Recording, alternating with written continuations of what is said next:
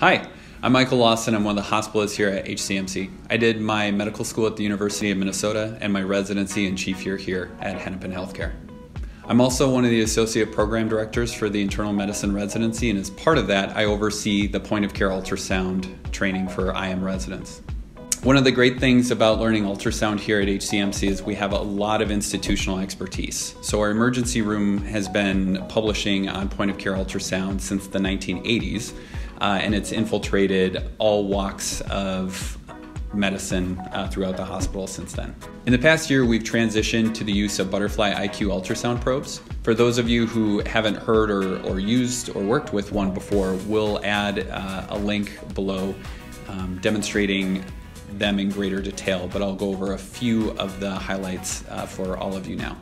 One of the really nice aspects of the butterfly system is that every study uploads to a central cloud, and that makes it really easy for your fellows and attendings and myself to view the studies that you're obtaining and give you feedback even if we're not there in real time. By the time you're watching this video, we'll have a butterfly ultrasound probe and dedicated iPad for each of our inpatient medicine teams. As far as training goes, in your first few months of your intern year, we really try and get everyone up to speed as much as possible. Many of you are going to have varying degrees of experience with bedside ultrasound based on where you went to medical school and where you did your clinical rotations. The application itself, Butterfly Cloud, has a lot of high quality educational videos that are accessible directly within the application itself, so it's really easy to review the cardiac windows that you're going to be obtaining the minute before you walk into a patient room.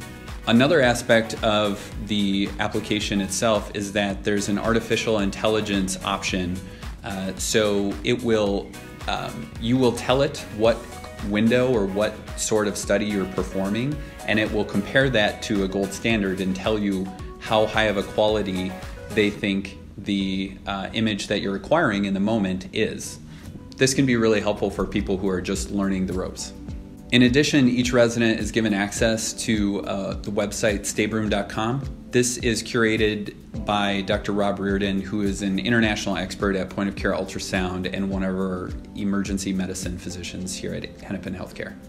We also offer an ultrasound elective that you can take every year in your residency training if you wish. This is a time where you and I will sit down and talk about your current skill level and your areas of interest and come up with a personalized approach of how we can continue to advance your ultrasound skills. As part of this, you'll have hands-on training both with cardiac sonographers in the echo lab, as well as options of working with ultrasound educators in our emergency room. At the end of your time, we'll sit down one-on-one and review the studies you obtained, and I'll just give you feedback to tell you what you're doing really well and where are some areas you can improve. The best way to learn, though, is just to do it. And so luckily here at Hennepin Healthcare, you're going to get access to do this daily. This is part and parcel of the physical exam in the intensive care unit, as well as on our cardiac and renal floors. There's no agreed upon competency-based model through the ACGME, which is the residency's governing body currently. So we model our expectations based on existing structures, both within the Society of Hospitalist Medicine and critical care physician.